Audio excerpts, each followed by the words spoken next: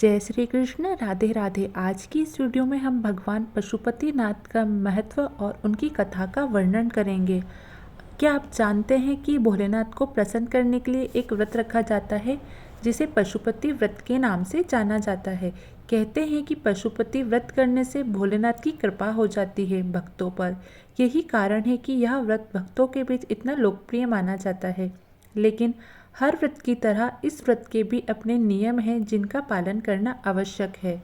यदि कोई भी भक्त सच्चे मन से पूरी निष्ठा से महादेव का यह व्रत करता है तो उसकी मनोकामना अवश्य पूर्ण होती है। भगवान शिव इंसानों के साथ साथ पशुओं व सभी जीव और वनस्पतियों के भी स्वामी हैं।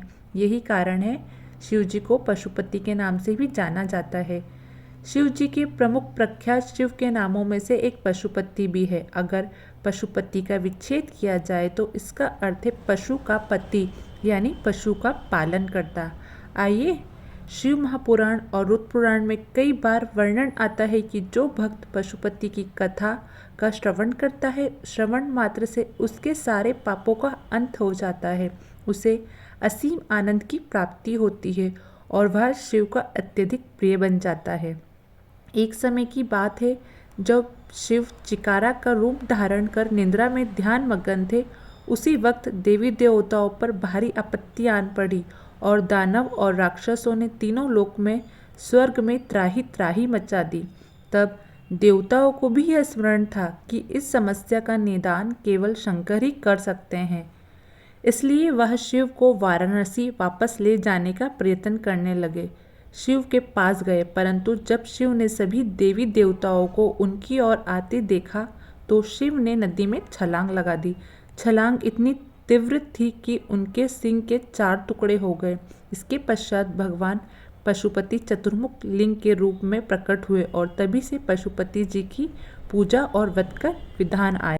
दूसरी कथा महाभारत कालीन है। जब पांडव महाभारत के युद्ध में पांडवों ने अपने ही सगे संबंधियों, गुरुओं तथा मित्रों का वध करके पश्चाताप हेतु भगवान शंकर की खोज कर रहे थे, तब उन्हें ज्ञात हुआ कि भगवान शंकर उत्तराखंड में एक पहाड़ी के पास तपस्या कर रहे हैं। यह पता चलते ही भगवान शंकर की खोज करते हुए पांडव उत्तराखंड जा पहुँचे। उन्हें आता देख भगवान केदारनाथ जाकर भैंस का रूप धारण कर लिया और भैंसों के झुंड में शामिल हो गए। पांडव उनका पीछा करते हुए केदारनाथ जा पहुँचे। वहाँ जाकर उन्होंने भैंस के झुंड को देखा। पांडवों ने उन्हें पहचान लिया और पांडवों ने भैंस रूपी भगवान शंकर को पकड़ना चाहा तो भगवान शंकर धरती में धंसने लगे, जिस पर भीम ने भैंस की पूंछ पकड़ ली। पूंछ पकड़ने के बाद भी भैंस धरती पर समाती चली गई। बहुत कोशिशों के बाद भी भैंस की पीठ को छोड़कर सभी अंग धरती में समा गए। तीसरी कथा यह थी कि एक गांव में एक ब्राह्मण रहता था। उसे अपने आजीविका के लिए बहुत सारे गाय पाल रखे थे। उनमें से प्रतिदिन एक गाय एक पर्वत पर जाती और नित्य स्थान पर नित्य अपने थनों का दूध निकालकर वापस आ जाती थी। ब्राह्मण द्वारा उसके थनों से दूध न मिलने के कारण उसे चिंता होने लगी कि उस गाय का दूध आखिर कौन निकाल रहा है।